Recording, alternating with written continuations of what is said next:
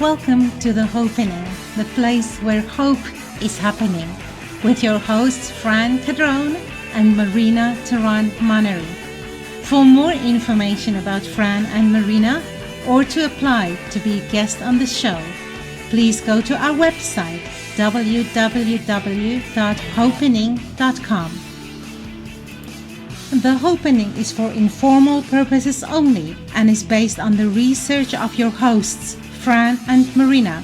They, as well as their guests, are not responsible for any losses, damages, or liabilities that may arise from this podcast, which is not intended to replace any professional medical advice or care by medical professionals you are currently utilizing. Hello, everyone, and welcome to the Hopenning. This is the place where hope is happening. I am Fran, and I am here with my beautiful co-host Marina, and together our passion is to bring hope to the world. And luckily, today we have someone who's full of hope.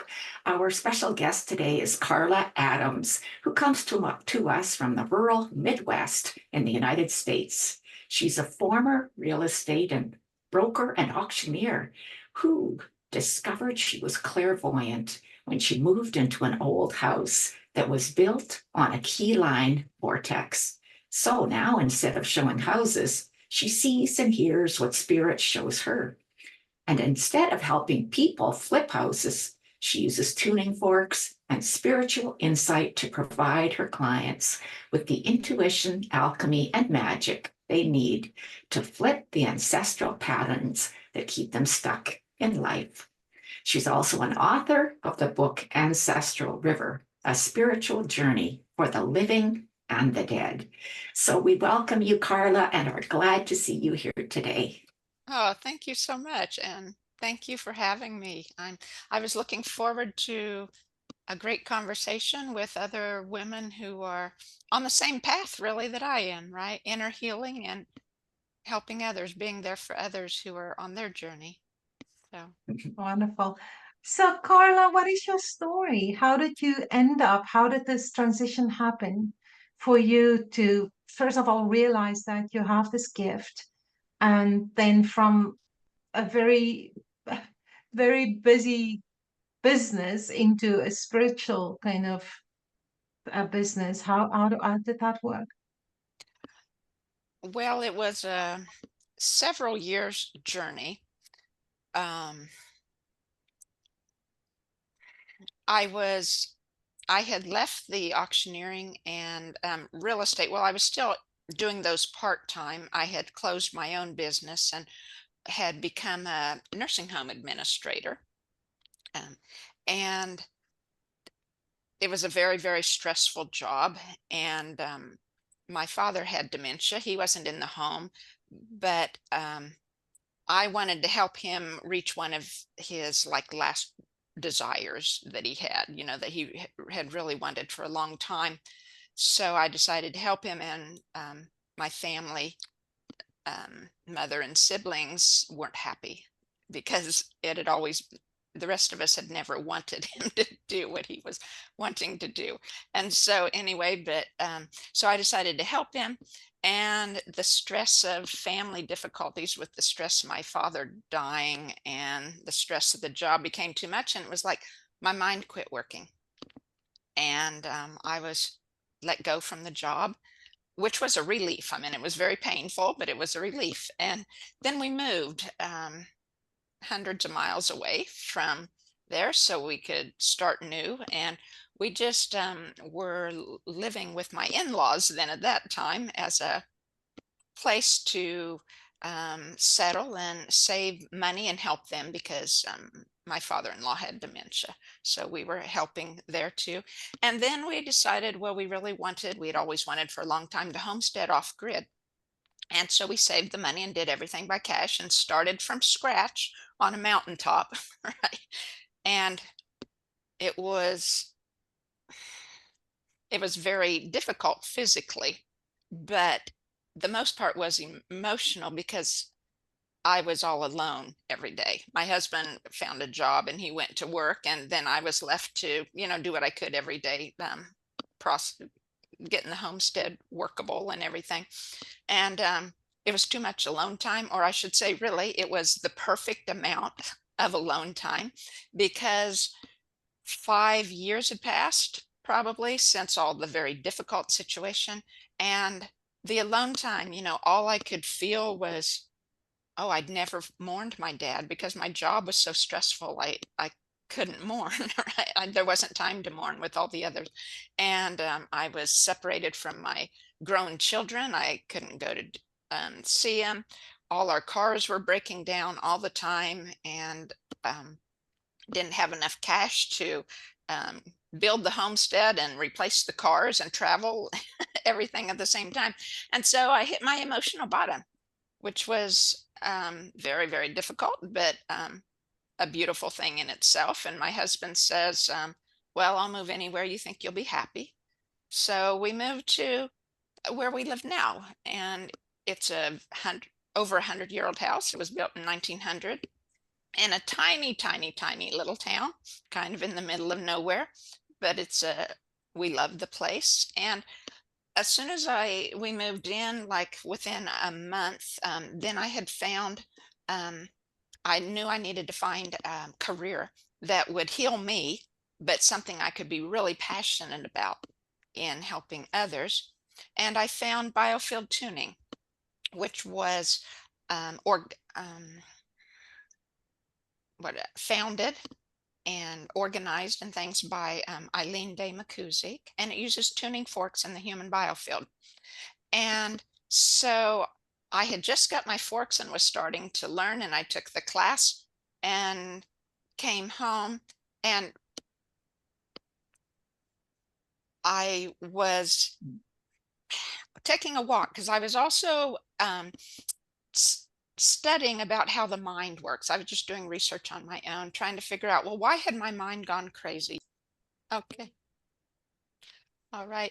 So I had gotten my tuning forks, and I took the class, and then I was also studying, doing research on my own online about how the mind works, because it was scary when I had my job and all the stress piled up and my mind stopped working, and I could see the things I was doing wrong, but I couldn't stop myself from doing them. And anyway, so I was studying how the mind works. And so I was taking a walk one day, just a week after I took the class, and I'd been practicing in my biofield, tuning myself and working. And, it dawned on me when I was on my walk, because I was asking, well, how could this happen with the mind? And this thought came to me of the story of Adam and Eve in the Bible. I was raised in a religious family, and had a lot of faith in the family and things, but I had left the Protestant religion. I'd left any religion, and anyway, but my mind still went back there. That was the thought. Well, Adam and Eve, she was always kind of blamed. It was like her fault, for eating the apple and the downfall of mankind. And so anyway, I realized, oh, this thought hit me. At that time, from, the story in the Bible, they were new on earth, right? And so it was like their minds would have been like children, right? Because I had learned, well, up until the age of around 7, your mind just receives what it's told as truth. And then by the time it's 7 or 8, it kind of changes. It has enough things to compare to and make decisions from, and begins to function more like an adult mind. And so it hit me, oh, wow. Eve had the child mind. And it was like she was just receiving all the information that was given her. And so it wasn't her fault, right? Just like then my old stories that I had compiled from the conception through those early years of my life that started the patterns that I lived my whole life with, which was sadness and fears and low self-worth and that bugged me all the time. I mean, daily. It was things that I, you know, dealt with or felt.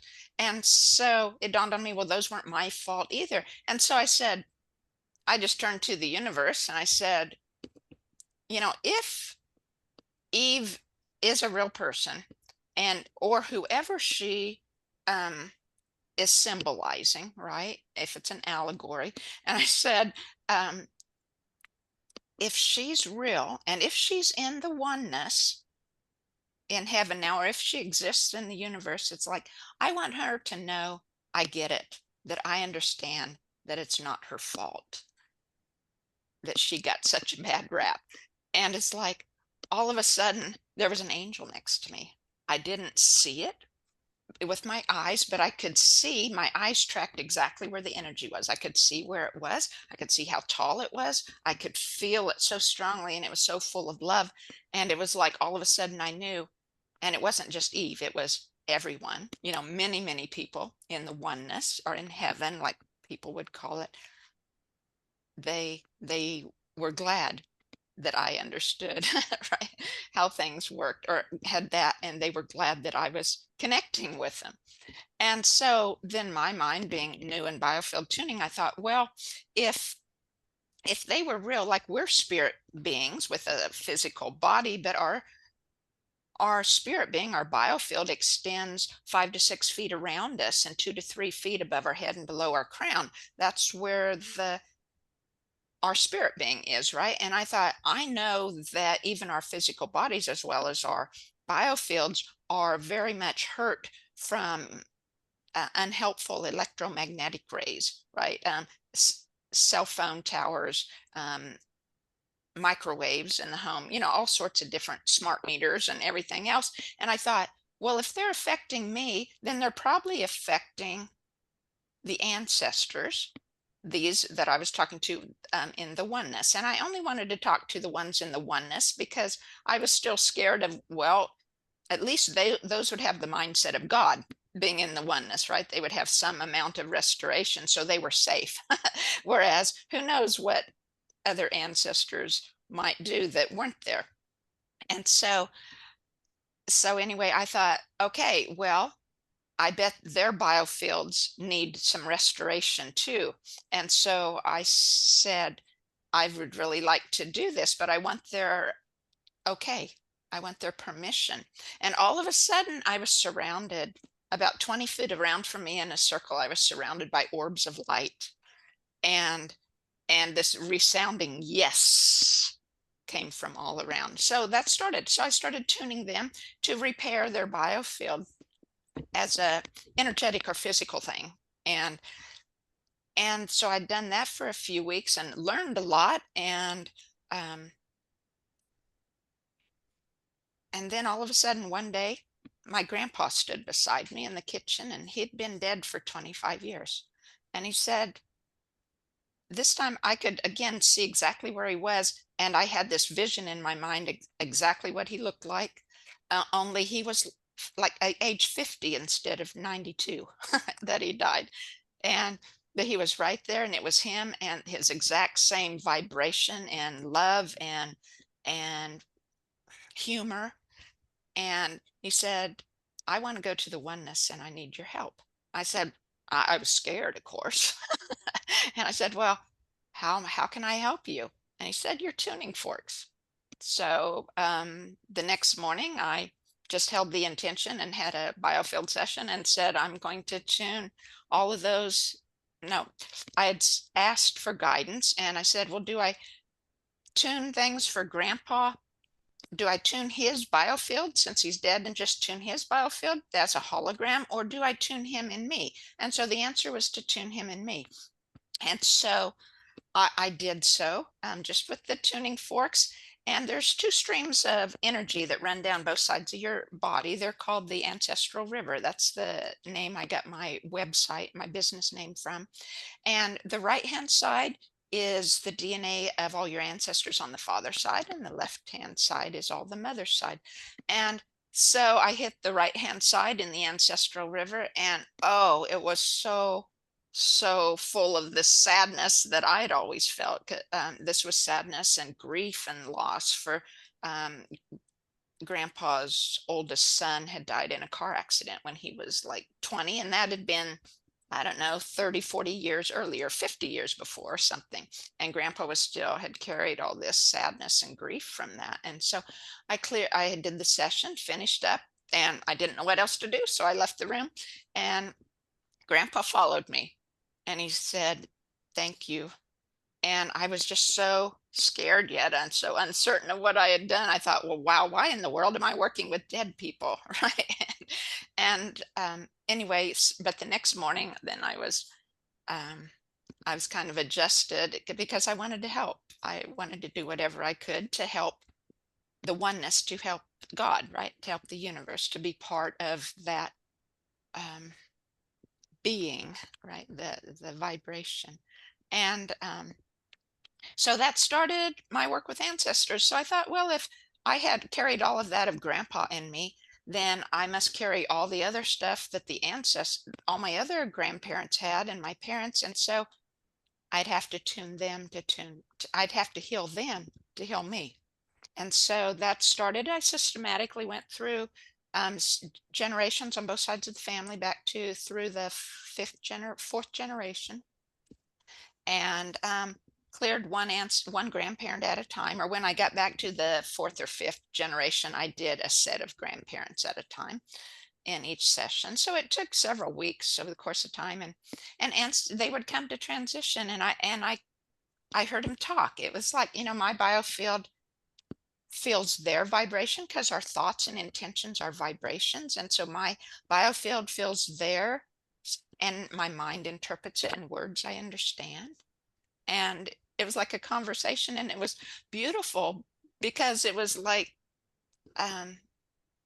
many of them, even if they had died before I was born, I knew their history because my grandfather had been much into history and finding out that about his family, and we had information on my dad's side of the family too. A book had been published that showed all the lineage way back for a long, long time. And so I knew a lot about their lives and where they lived. And I had grown up in the area where a lot of them had lived, and the old homesteads were still there. And I had cousins living in the old homesteads. And so it was like a real healing because I had thought that when people died, they either ceased to exist or maybe how do you know if you go to hell or go to heaven, right? The old Christian um,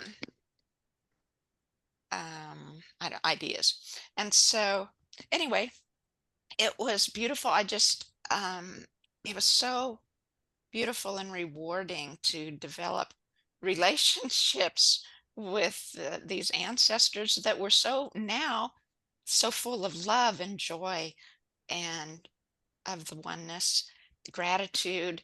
And it was like, we're all on the same line. We're all helping each other. We're all working toward the highest good of the universe, right? And the highest good of each of us. And as I tuned me and as I tuned my clients, as I got into the work, I could feel it so strongly that when we tuned them, it was healing the ancestors that were there too. And it would heal the oneness because everybody increased in voltage as the old stuck energy was removed. Well, Anyway. Carla, I'm going to interrupt because I know nothing about biofield tuning. So explain it to me as though I've never read a book on it because I haven't. So Okay.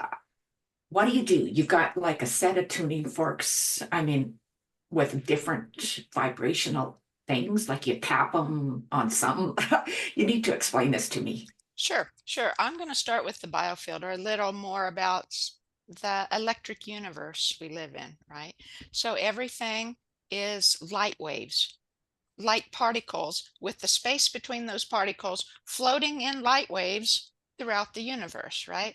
And when they get close to us, it becomes our life record. So the biofield, like I explained, is around us about arm's length out on either side. It kind of varies. It can be a little smaller if you've been really sick or if you're in really bad emotional state or something. But and a little bit, a couple foot above your head and below your feet. And these light waves contain the record of your life. So like the outer edge of the biofield is conception, and the side of your body is current day. So halfway in between, if you're 60, then halfway in between would be 30, the age of 30. And as you work with the tuning forks through the biofield, then you can tell when your forks, I'll explain how, but you can tell how when your forks hit a pocket of energy that's not flowing as it's supposed to flow, because it makes a different sound or it makes a different vibration.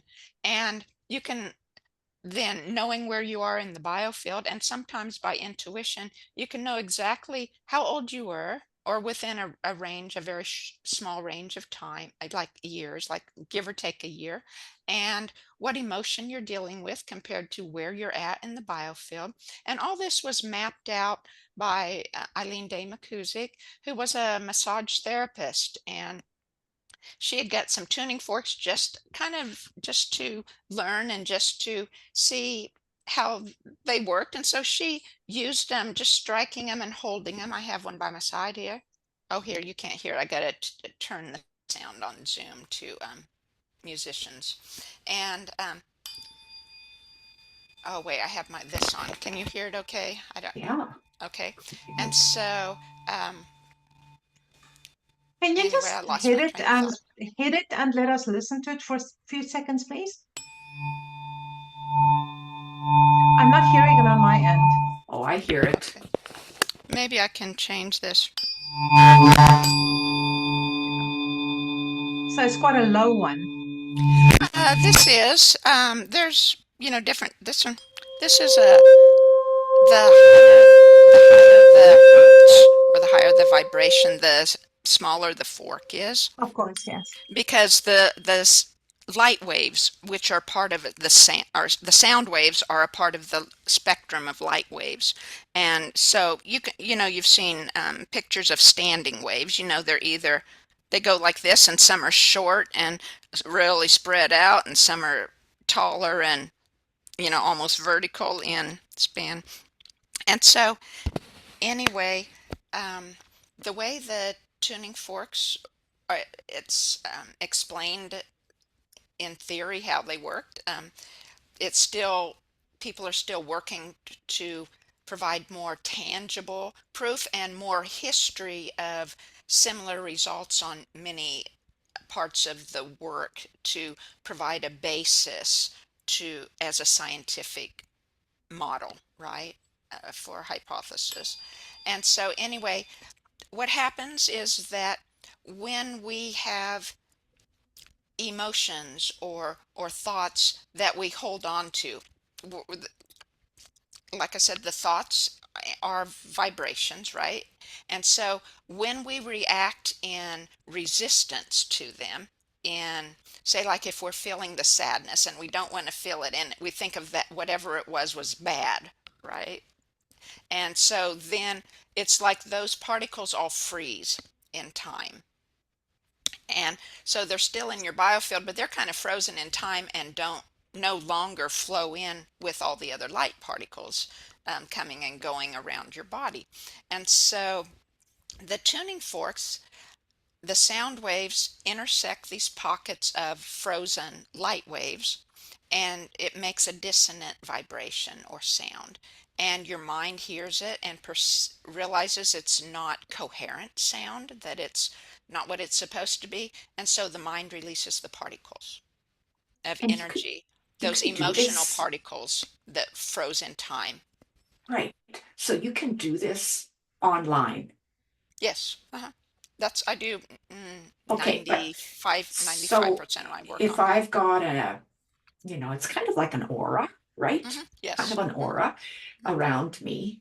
And do you just imagine starting out there and then coming in? Or what do you do? What do you do with that tuning fork if I'm online and you're giving me a tune session? Right. Well, I use a massage table, and I use as a basic hologram, I use a vinyl poster that is a generic human being that has all the emotional and thought patterns that Eileen had documented as being where she found them in the field and things. And so they're marked on the chart. And you had the book from Louise Hay earlier. The a lot of those are very similar to where she, you know, found things to be. And so anyway, you start out knowing that your biofield is probably 5 to 6 feet away. You start a little bit further than that away from the body, and you just hold the intention, okay, I'm tuning Fran today. And you strike your tuning fork and you move it slowly, and you know when you hit the field. The sound changes, the vibration changes. You just know. And you can feel it, and then you continue restriking the fork as you work, and you just go slowly a little bit at a time, and each time it hits a piece of the frozen emotional energy that was stuck at whatever age you were when you had those emotions, then it makes a dissonant vibration or a dissonant sound. Like some people really rely on the sound of each tuning fork has a different sound, and a lot of people are very in touch with hearing the different pitches of each tone in there. My ears don't work as good as that, probably from 50 years of sinus infections and stuff. But it's like, so I depend on vibration because I feel the vibrations very strongly in my body. So that's what I go by as I work. And so you hit these pockets, and you can either hear by sound or you can hear by vibration or both.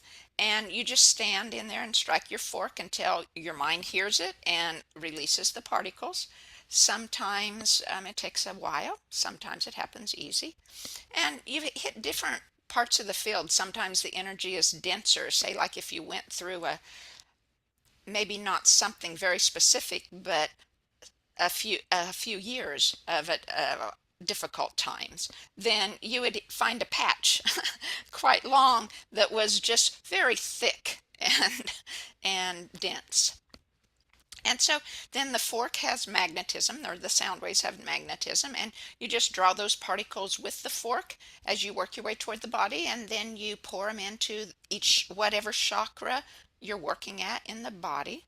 Say like if we were working on at the heart, then I would pour them into the heart chakra, and so that we can use them again because they were frozen in time. So you use them, and each session builds on itself because we're releasing the particles that were stuck. Say when you were 3, then those can't ever re-stick there again because you'll never be 3 again, and so that pocket is cleared forever.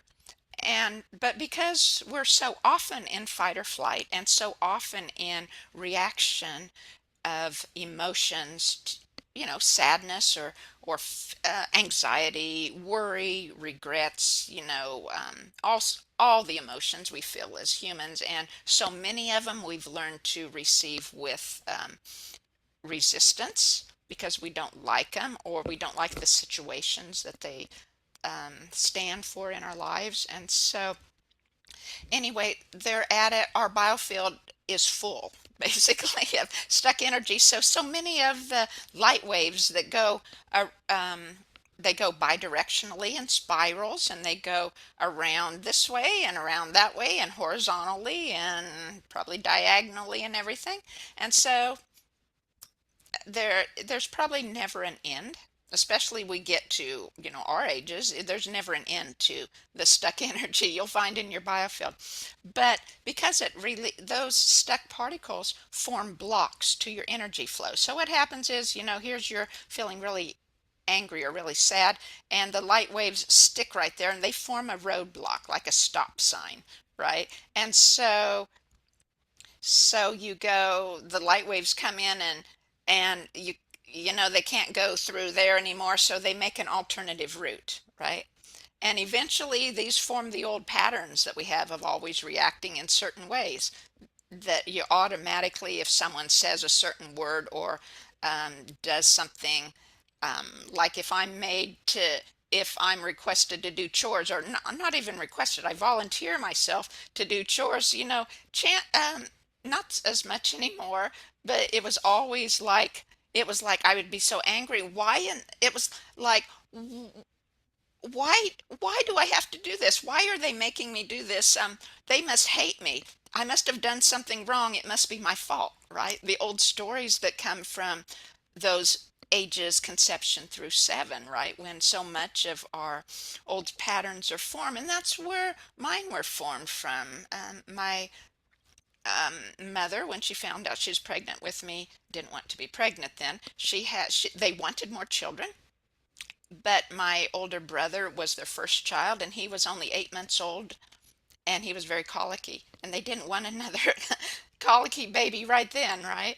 And so, but what I found out in tuning myself is like, I felt that, and I do spiritual hypnosis to ask of myself and of the oneness, and y- why things are the way they do. I ask all sorts of questions and find out, and often the answers come in experiencing during hypnotherapy, experiencing actually being in those situations. So like I experienced being in the oneness before I was conceived, and I could feel I was part of the oneness, and then I separated and was myself surrounded by everyone else in the oneness. And then it was like my parents' energy was over here. And I had the choice. I was given the choice. Do you want to join them or not? It was like God or source energy wanted help. And I wanted to help. I always want to help um, God or source. And so it's like, okay, I want to go. And so I go, and I could feel myself, I could feel skin forming around me. And it wasn't a bad thing. It was just, it's soft and restrictive. And then my mind, it was like panic. It was like I was in this total fear. I was just in terrible panic. And it was that moment my mom found out, and she was that way. I don't know how long. She says it was only an hour or two. Well, it was probably more than an hour or two she dealt with those. But, say it was a few days is all right. And then she would have been glad she was going to have another baby. And so, anyway, but that stuck with me. So that formed a whole bunch of patterns in my life of not feeling I was good enough, right? Because again, your childlike mind doesn't blame your parents, right? It feels like they're God, or they are that authority in your life, so you receive what they say. So they weren't saying this, but I interpreted their vibration as that, right? And so it must have been my fault. I'm not good enough. And so then I was sexually abused at age 3 by a family friend, and that added to it, right? Because again, it's still the formative years, and it had to be my fault, and so on and so forth, and how those things form. So So can anyway, I so they ask formed you, roadblocks. Sure, go can I ahead. ask you, Carla, sorry to interrupt. What are some of the success that you have seen with your clients in using all these techniques? Well, most people in general feel lighter and happier after every session, and they feel that way as a pattern in life more and more, right? You just feel better. Your voltage grows, because as you release those stuck particles and deposit them in you, and the light waves start flowing a tiny bit more, then it's like you're using those energies again. You're growing in voltage. So you're growing lighter and brighter and happier, right? And so they feel that a lot of people who come to sessions just feel stuck in life. They're either at a job they don't like, or they've been knowing for quite a while that they need to make some change, but they don't know what to do, and they're scared to do it, and so on and so forth. So you see a lot of people gaining clarity as they free these pockets in their biofield, and their old patterns changes. Then they have more personal power. They have more self-worth. They love themselves more. That's a huge one behind almost everything, right? And they learn to listen to their spirit, because the biofield and all the air we breathe, it's not just air between all the light particles, it's spirit, because that's what makes us sentient beings. We're more than just a bag of bones with all the parts, right? We're loving sentient beings, and so it's the spirit between all the particles of light that make us that way. So we're made of God, right? And so you learn to listen to your spirit. Your mind grows calmer more often, right? You can learn how to keep it calmer. You, it always helps too to have use other modalities such as daily meditation. I love hypnosis, hypnotherapy as a tool, and both in spiritual hypnosis and just to implement, like the biofield clears out the old junk, so to speak, the old stuck energy. And I see hypnotherapy as, and Reiki both as, pushing in, infiltrating all those gaps and spaces and filling us with good thoughts, right? To help change those old patterns. And so it's a wonderful thing, and that's what I've used in my um, inner healing journey, is a combination of modalities to both remove the old, release the old, and reinforce the new. So and Carla, and it's beautiful changes for people. so during we had a bit of a break there. Mhm. So Marina has problems with her foot right now, and they've been ongoing since, oh, what, 7 months, Marina, or more? Since February, yeah. So Right. it's a few months, yeah. Suddenly onset. I walk a lot, and I actually had my very good hiking shoes with me, and I was walking about 30,000 steps a day at that point.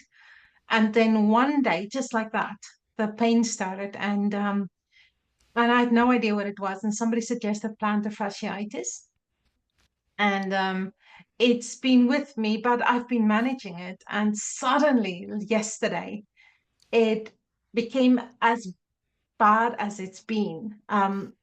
Yeah, it's been ridiculous. I couldn't sleep at all last night, and I took very strong painkillers. It did not help at all. And it's not just walking, it's this burning sensation under my foot all through the night. And tried to go to the gym this morning. That was an absolute nightmare. Took more painkillers. That still didn't help. And so it's, yeah. So what could So, you do for her? well, it would be a combination of different things, and really all the sessions are listening to where spirit guides you, because we're made of spirit, we're working in spirit. And I listen, and you go where you're shown to go, and work where you're shown to work in the biofield. But say if it was your right foot, then the right foot in the biofield is the stuck energy that's found there is things about times in your life where you were taking or needed to take new steps in your life, but you didn't know what to do and you weren't sure how you felt about it, right? um, or you knew how you felt about it and you didn't like it, so that stuck the energy. And so, um, anyway, what happens with all those roadblocks I was just talking about, eventually, in diverting lots of flow to alternative paths around there, the energy doesn't come to your place in the body the same way. It doesn't have as much energy flow, which it needs because it's made of energy. And so it predisposes it for injury or illness, or actually causes the illness, from the lack of energy over time, the building up of that. And so, though you noticed it in February, you might have had that pattern a lot in your life, or it might have been something you were dealing with over a year or two. And suddenly it started to affect your physical. And this is just my theory, from um, my perspective of when I lost my job, and it was so painful, but my mind had stopped working and stuff, so it was a good thing. It was like, I really think that it's not so much like all this stuck energy. adds up to cause it to injury. Actually, it does. I mean, our conscious or subconscious reactions to so much thing does so.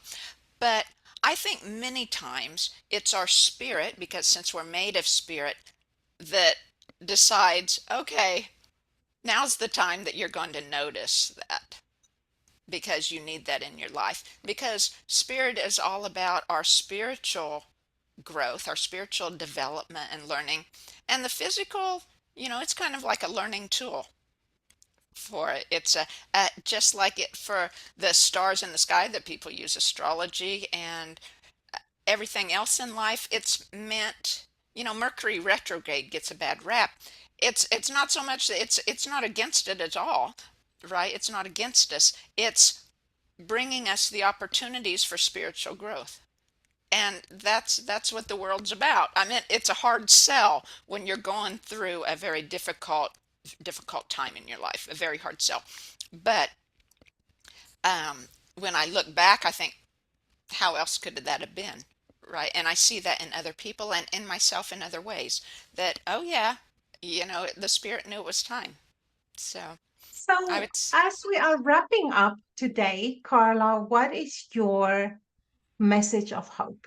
If you have to give our audience your ultimate message of hope today, what would you say? I would say that no matter what energy modality or healing modality you use, that as you heal yourself physically, as you heal yourself spiritually, emotionally, you're raising your own vibration. We're all made of vibration. Everything's made of vibration. Vibration and energy is spirit.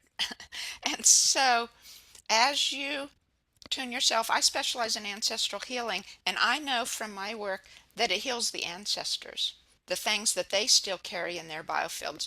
And then because they go to the oneness, it heals the oneness and increases the voltage of the oneness.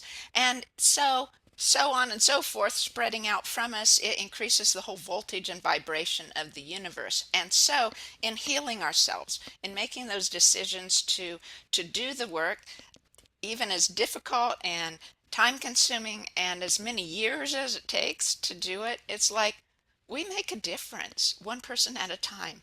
And it's not just us, we're healing lots more than just us when we heal us. And so I would just implore people to do the work for the sake of the highest good of all. Beautiful. Thank you. Yeah. Okay, one last question.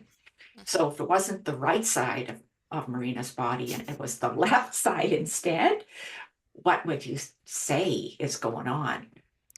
Oh, the left side of the foot is, well, the left side of the body is feminine energies, or what we call feminine energies. The right hand side is what we would call more masculine energies. And so the left side of the foot would be being stuck or mired in a toxic situation or relationship.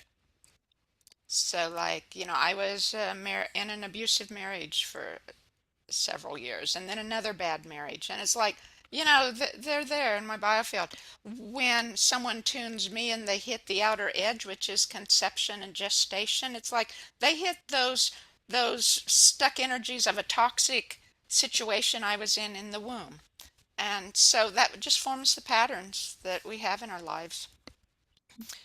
Good to know. Good to know. Yes. Well, thank you. Thank you so much for being with us today, Carla. It was very insightful. I appreciate your time. Thank you, Well, Fran. Yeah. Thank you. And I can't wait to read that book. Thank Yes. you. Yes, thank you. I have a picture of it if anyone wants to see. Sure. And And is it available? Where is it available, Carla? It's on Amazon. You'd need to type in my name, and Ancestral River is the name of the book. You'd probably have to do that because there's other Carla Adam authors. And Okay. but it parallels, the book is my own inner healing journey, which happened when I started all the ancestral work. So it parallels my journey with what I have found. The ancestors need 5 things to go to the oneness. So like if they're not ready to go into heaven or the oneness when we die, then they go to the waiting place around us, and they have to stay there till they have 5 things. And these 5 things correlate to spiritual chakras in our bodies that we're made of. And so, anyway, Well, thank you so much, and thank you to our audience for watching again. And we trust that we gave you a lot of hope today with the help of Carla and Fran. And we will see you next time. Remember to subscribe if you want more hope in your life. Take great. care. Thank you.